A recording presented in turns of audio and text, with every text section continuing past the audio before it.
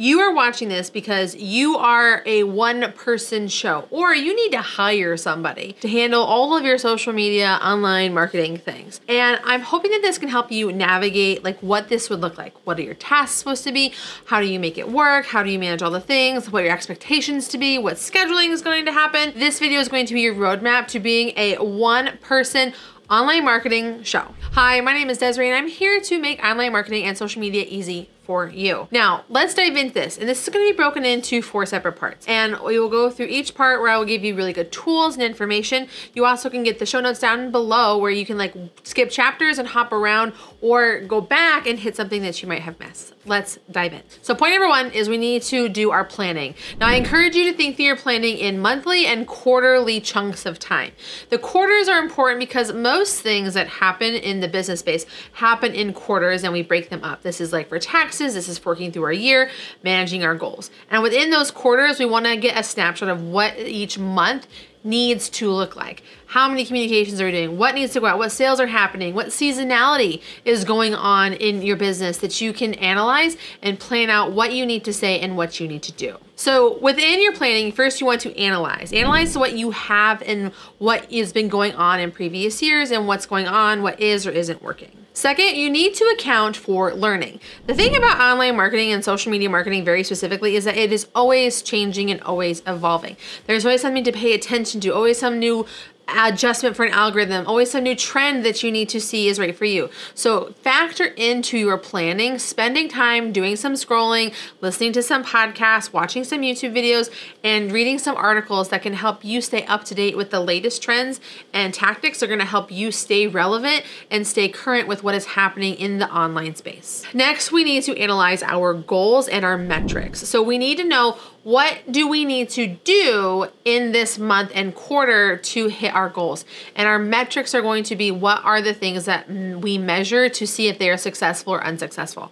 We're also able to kind of look at what happened in previous years and previous months to kind of give us that data to piggyback off of to make the appropriate decisions. Maybe this is going to show you that again, hey, this month we're actually really low and slow. So this is what we're going to do in that time to either ramp up or maybe reflect and adjust our strategy. Maybe you have seasonality to your work. Maybe like the end of the year is really busy for you through the holidays. And then that time from January to March is like a total dead time. You're going to need to know that information to adjust your goals and planning so you can know what is or isn't right for you to be posting and doing during this time. Next, we're going to talk about scheduling. Now, I'm not talking about scheduling our content, which is part of scheduling, but we need to schedule out our chunks of time that we're going to do the marketing tasks. Now, how I have found success, and I've been doing this for over 15 years, is to do things in bulk as much as humanly possible. So you want to find a way to do things in groupings that make sense to you. So I want to do all of my writing in one go. I want to sit down and I want to do all my graphics in one go. I want to sit down and do all of my filming in one go. I want to do all of my editing in one go. And I want to do all of the scheduling of that content so it goes out all in one go. When you do things in chunks, it allows for your brain to focus really well. And as a creative, I need to have that focus time to get things done. If I'm trying to do all of those parts I just listed at one time for one project or one post, it's going to be so time consuming and so ineffective. So I'm not suggesting calendar blocking because calendar blocking doesn't work for me as a creative very well. And I know that other people like swear by it. But what I find it to be successful is just chunking tasks together in time. So if you need to write out emails, blog posts, and scripts, sit down and plan to do that in one sitting. If you need to do all the graphics, what you're doing, like I need to make emails, social posts, graphics for putting on Instagram things for thumbnails, for YouTube, all those things, do those in one sitting. And again, when we've done all of our planning and our metrics and our goal setting, we know all of the things that need to get done in our monthly calendar. So by scheduling and chunking those out, we're able to be more efficient and effective with our time. Now, the thing about scheduling all these things, about having all of your goals, about having all this analysis, you're going to ultimately be making a calendar of everything that you need to do in your month. You're going to be able to talk about like when you're publishing things on social, when things are going live on the website, when things need to be sent in an email, what blogs are going up, what emails you need to do, what events you're going to. So by having that all on the calendar, it's going to allow for you to know what your schedule is going to be, which also means that you need to be working ahead. I highly encourage you to work a minimum of 1 month ahead on your calendar. There are often a lot of businesses who have the whole quarter or 6 months completely done ahead of time. That way they have time to do it. I remember the very first time I actually experienced this. I used to live in Arizona, and the Lisa Frank headquarters are down in Tucson, Arizona. And I remember going to see them in like September, and they were working on February graphic work, like the things that were going to be like for Valentine's and stuff. And I was completely blown away by that like incredibly far out schedule. So if you can work at a monthly and quarterly basis ahead of what you have going on, it's going to allow for you to have time for review, adjustments, leaves you that wiggle room for trends and things that you might have, and also the review process. You might have to have a lot of like things that you have to have checked and double checks by your legal, by your manager, by yourself, just to make sure everything is looking, all the T's are crossed, all the I's are dotted to make sure it's going to work for you. So now that we've planned everything, now we need to talk about some tools that allow for us to execute on things as best as possible. There are a bazillion tools. You can actually literally get, I feel like, tool fatigue because there is so much stuff out there that you can be using for what you want to get accomplished. There's a tool for every specific task. What I encourage you to do are to find the tools that allow for you to accomplish a lot of things at once while also making your life easier. So I'm going to share with you the tools that I use internally at my company that work really well for me, that I have used for years and years, and I have found them to intertwine with my system and processes very, very easily. So first is going to be StreamYard. StreamYard is actually the sponsor for this video, and I've worked with them for years. And the reason I continue to love and support StreamYard is because of their easy to use recording studio. I record these videos that you see every week on my YouTube channel on StreamYard. I record the Women of Video podcast on StreamYard. I record just regular segments and videos and screen recordings and all that stuff in StreamYard, because not only is it an easy to use interface that doesn't require a lot of bandwidth, but it puts everything onto an organized online browser where I can use it. I can use it and access it easily, not just for me, but also for my team as well. I'm also able to really plan through my content accordingly, and I can add in overlays, graphics, bottom thirds, anything extra I need, I can easily implement into the video while I'm recording to cut down on any editing or production bottlenecks that can come into fruition when going through this. And then what's nice is once I have that content up, I can then go to edit it and use it in different ways and repurpose that content into short form content, clips, and so much more in the library that's available. And as an added bonus, I also can get my transcripts from everything that happens in those videos, and I use those for doing other work, which we'll talk about in our next section of the video. You can check out for StreamYard in the link that I have for you down in the description below. I promise it's an incredible way if you are doing video for your online marketing strategy. Check out StreamYard, because live streaming, creating video, doing podcasts is a very big foundational piece of everything that you're going to want to do with your online marketing. My second favorite tool is going to be Adobe Express. Adobe Express makes it very easy for me to create anything that I need from a graphics perspective, whether it's for Instagram, for stories, for creating vertical videos, if I want to like add in some extra zhuzhing to make it more sexy or whatever. I like that I'm able to organize my content. I can create brand boards, I can create libraries of content, I can create templates. There are so many capabilities within Adobe Express that make it easy to use, and they have a scheduler. We're social media marketers here. We are one-person social media shows. We need to make sure that we can create easily and publish easily. And Adobe Express has a very intuitive, easy to use scheduling tool within the platform that I really love. And my favorite part about it is it's a very affordable, low-cost tool, especially compared to tools like Canva or any social media management tool like Hootsuite or Hootsuite or any of those. They're really expensive. So this is a very cost-effective way for you to keep your costs down, also getting multi-tools in one platform. Now, when it comes to marketing, I also think it's really important to have a really good email marketing software. I have used a lot. A lot of people like different things that do for different reasons. I have found the easiest one to use to be ConvertKit.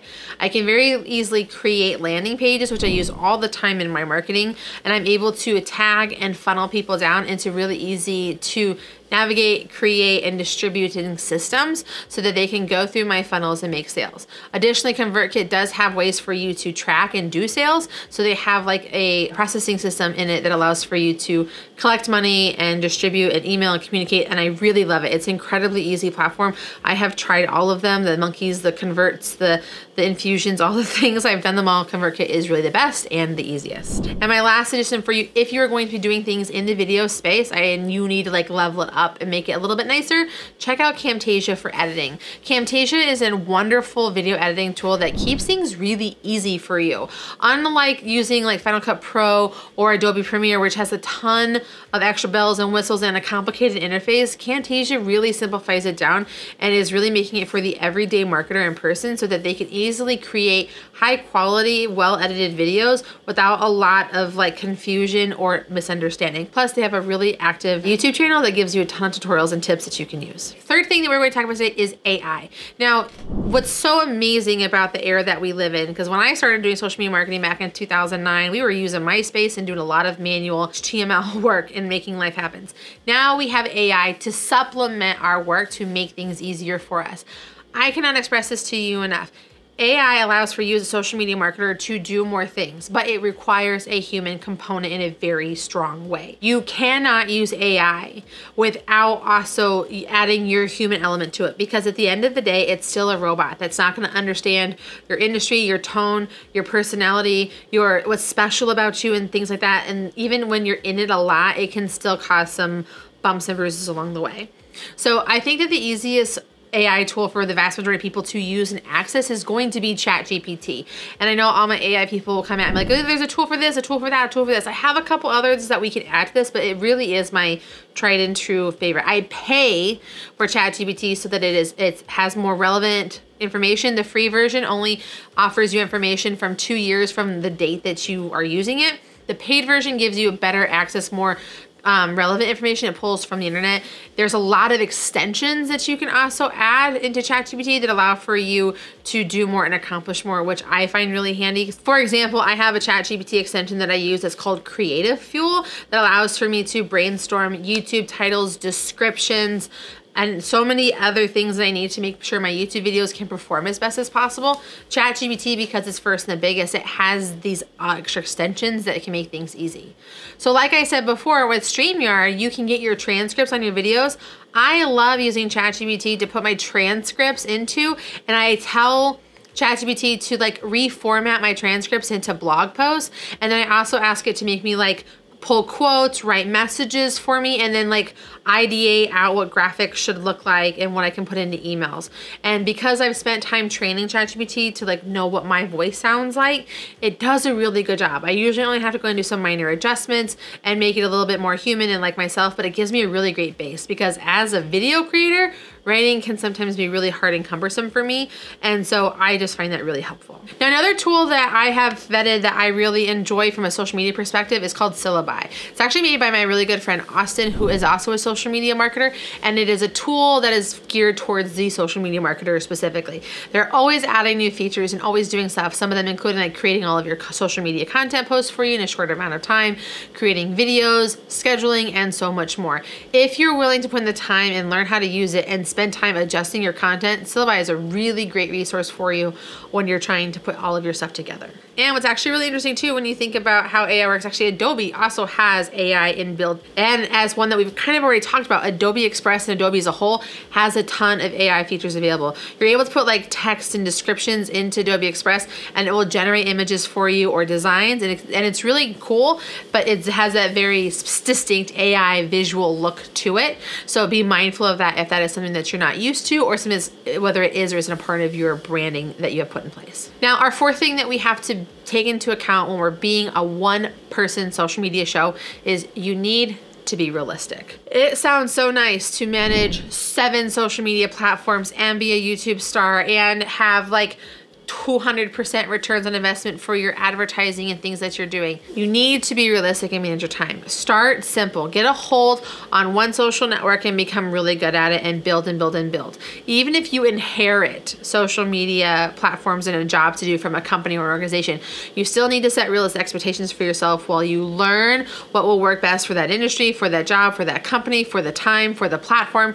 There are a lot of things that you need to take into account. And if you are hiring somebody, you also need to be mindful of that. Give things time to slow burn, because if you overwhelm someone and expect them to do too much at once, it will not be successful. I have had many social media managers that have come through my agency, and the ones that I don't take the time to train or give them time and grace to figure it out, those are the ones that have always burnt out.